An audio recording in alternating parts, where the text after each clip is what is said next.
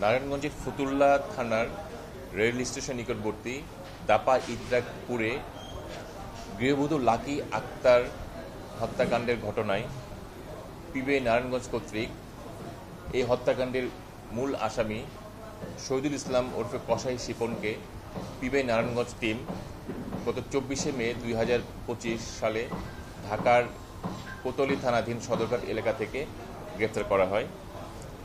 আপনারা জানেন, গত 19শে মে 2025 সালে রাত 11:30টার সময় ভিকটিম লাকি আক্তারের বোন সানিয়া আক্তার স্থানীয় গণ্যমান্য ব্যক্তিদের সাথে নিয়ে তার বোনের বাড়িতে গিয়ে দেখে যে বাড়িটি তালাবদ্ধ এবং তালা ভেঙে তার ভিতরে প্রবেশ করে দেখেন যে তার বোন ভিকটিম লাকি আক্তার বিছানায় শায়িত অবস্থায় আছে এবং তার মুখে, গালে, পিঠে, গলায় আঘাত এবং মারধরের চিহ্ন রয়েছে।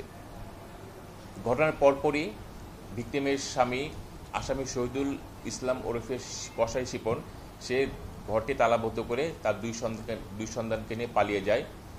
এই ঘটনা সংক্রান্তে পিবিআই নারায়ণগঞ্জ টিম গত 20শে মে থেকে ছায়াতদন্ত শুরু করে। নগদ পেমেন্টে 500 টাকা পর্যন্ত ক্যাশব্যাক আর লেনদেনে প্রতিদিন ডিপ ফ্রিজ এবং ঘন্টায় ঘন্টায় এসি টিভি সহ দারুণ সব গিফট। এবং গত 24শে মে 2025 সালে ভিকটিম লাকি আক্তারের বোন সানিয়া আক্তার এই সংক্রান্তে ফতুল্লা থানায় মামলা দায়ের করেন। মামলা নম্বর 51 তারিখ 24শে মে 2025 ধারা 302 পেনাল কোড। মামলাটি পিবিআইয়ের শিডিউলভুক্ত হয়। পিবিআই নারায়ণগঞ্জ মামলাটি তদন্তভার গ্রহণ করে এবং এই মামলার আসামি শহীদুল ইসলাম ওরফে কসাই শিপনকে আমরা গতকাল রাত 11:30টায় সদরঘাট থানা এলাকা থেকে আমরা তাকে গ্রেফতার করি। আসামিকে প্রাথমিক জিজ্ঞাসাবাদে এবং প্রাপ্ত তথ্য বিশ্লেষণ করে জানা যায় যে এই মামলার আসামি শিপন তার স্ত্রী লাকি আক্তারকে গত 19শে মে সন্ধ্যা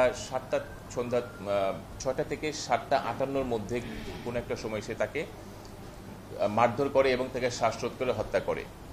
প্রাথমিক জিজ্ঞাসাবাদে আসামি জানায় যে পারিবারিক বিভিন্ন কলহের কারণে এবং ভিকটিম লাকি আক্তার মোবাইল এবং টিকটকে নানা ধরনের আসক্তির কারণে তাদের মধ্যে প্রায় বিভিন্ন বিষয় নিয়ে ঝগড়াঝাঁটি হতো এবং তাদের মধ্যে পারিবারিক কলহ লেগে থাকতো।